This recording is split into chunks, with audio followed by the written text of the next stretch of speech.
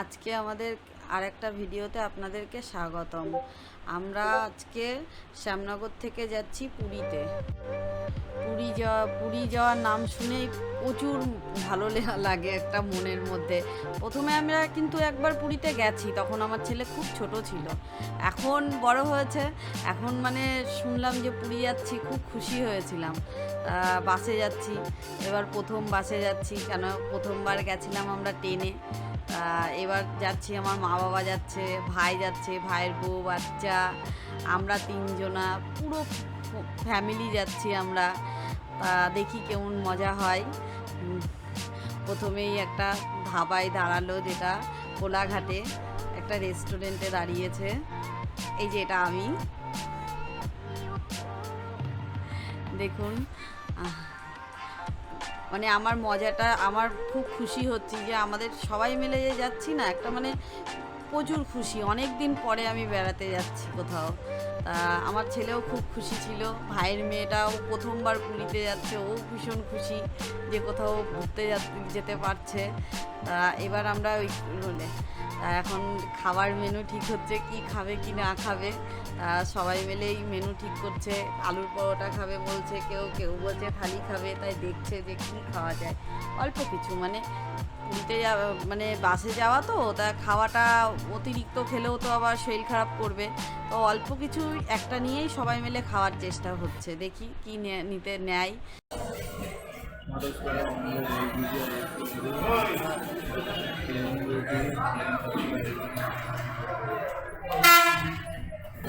আলু পরোটা দেখছি না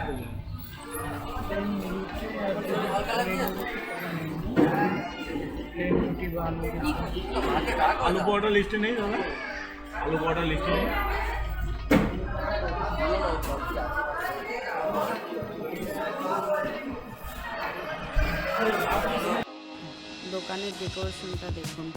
দোকানের ডেকোরেশনটা দেখুন।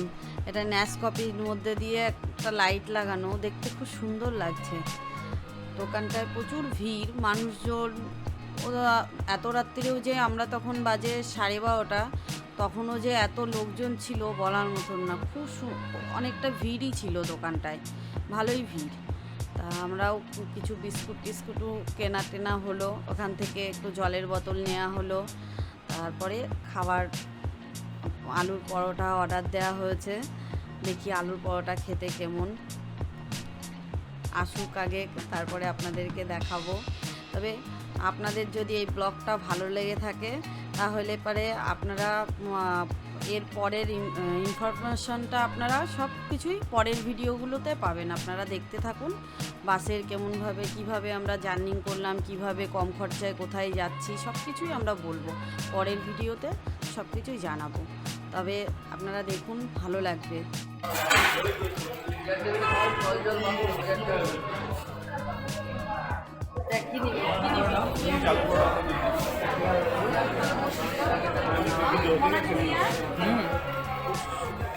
অটোমেটিক আমি কিছু ছেড়ে দিই।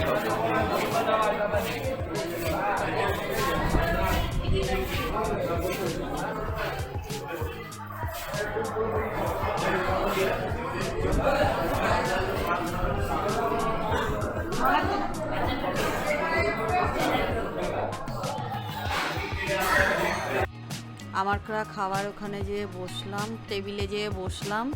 তা দেখি খাবারটা আসুক। আর আমার তো ভীষণ ঘুম পাচ্ছে, কেননা ক্লান্তি লাগছে। বাস জার্নি কোনোদিনও করিনি তো, এতটা জার্নি কেমন যেন লাগছে শরীরটার মধ্যে। এই যে আলুর পরোটা এসছে আচার দিয়ে, পেঁয়াজ, কাঁচা লঙ্কা। আগে আমার ভাই সবাইকে দিচ্ছে, নিজে খেলো। দেখুন আমাদের খাওয়ার খুব একটা মানে মন নেই, তবুও খাচ্ছি। অনেকটা রাত হয়েছে তো ভয়ে ভয়ে খাচ্ছি, যে বাসে যাব এতটা রাস্তা। বিশেষ করে বাসে যাওয়াটা আমার কাছে মনে হয় কি একটু অসুবিধাজনক, কিন্তু জানি না কার কাছে ভালো লাগে। কিন্তু আমার কাছে একটু ভালো, মানে খুব ভালো যে লাগলো তা না। তো এই অবধি তো এসছি, এই অবধি তো জার্নিংটা বুঝলাম। তা দেখা যাক পরে পুরো পুরো ভিডিওটাই কীভাবে জার্নিং হচ্ছে দেখি আগে, কতটা ভালো কতটা খারাপ বলবো। তা আলুর পরোটাটা ভালো ছিল না, আলু তো ছিলই না ভিতরে, শুধু একটা রুটির মধ্যে মনে হচ্ছে কেউ একটু মশলা দিয়ে তেলে ভেজে দিয়ে দিয়েছে। আলুর পরোটাটা ভালো ছিল না খেতে, অত একটু আচার দিয়েছিল। তা এখন খাবারটা তো ওয়েস্ট করাটাও তো উচিত না, তাই সবাই মিলেই অল্প অল্প করে খাবারটা খাওয়া হচ্ছে। আমাদের বাসটা এখানে অনেকক্ষণ ধরে দাঁড়িয়েছিল, তা এখনও বলছে 1 ঘন্টা পরে ছাড়বে। তা দেখি আমরা খাওয়া দাওয়া করছি। আবার শুনছি যে প্রথম দিকে নন্দনকাননে দাঁড়াবে, তা আমাদের তো মোবাইলে চার্জ কম আছে, ভিডিও করতে পারবো কি পারবো না দেখা যাক। যদি করতে পারি তাহলে আপনাদের সঙ্গে দেখাবো, আর যদি না করতে পারি তাহলে দেখানো হবে না, যেহেতু বাসটা এখনও বলছে দেরি করবে, তার মানে আমরা ডাইরেক্টলি নন্দনকানন ঢুকবো। তা এখানে সবার খাওয়া দাওয়া হচ্ছে, ওর মামি খাচ্ছে। তা দেখুন আচার দিয়ে, আমিও একটুখানি খাবারটা খেলাম। তা দেখি এই যে আমাদের পুচি শুনি একটু হাসি। আমরা সবাই একটু একটু করে খেলাম, তা ওই অল্প অল্প করে খেয়েছি। দেখা যাক এখন আর কি খাওয়া দাওয়া হবে কি হবে না। হ্যাঁ, আমাদের মোবাইলটা চার্জ ছিল না, তার জন্যে আমরা নন্দনকাননের কোনো ভিডিওই তুলতে পারিনি। তা এটা আমরা দেখাতেও পারবো না, তাই নন্দনকাননে আমাদের ঘর ভাড়া নেওয়া হয়নি। তা ওখানে একটু অসুবিধা হয়েছে, স্নান করা, পায়খানা, বাথরুম, ওখানে যে যতবারই যাবে না কেন টাকা দিয়ে যেতে হবে।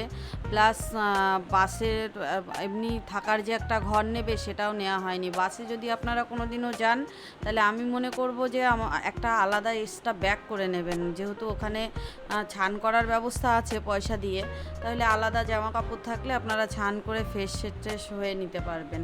তারপরে আপনারা নন্দনকানন ঘুরে দেখতে পারবেন। ওখানে আমাদের রান্না খাওয়ার ব্যবস্থা করেছিল, কিন্তু থাকার কোনো মানে একটা দিন যে থেকে ওখানে খাওয়া দাওয়া, একটা রুম নেওয়া, ওই সব কিছু ও করেনি।